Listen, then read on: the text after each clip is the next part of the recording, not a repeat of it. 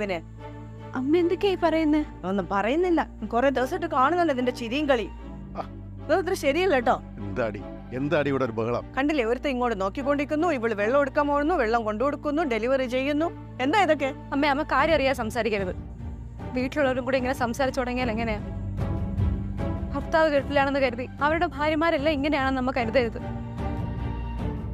ചേട്ടൻ അവിടെ വെയിലത്ത് കഷ്ടപ്പെട്ടുണ്ടാക്കുന്ന പൈസയാണെന്നുള്ള ബോധമൊക്കെ എനിക്കുണ്ട്.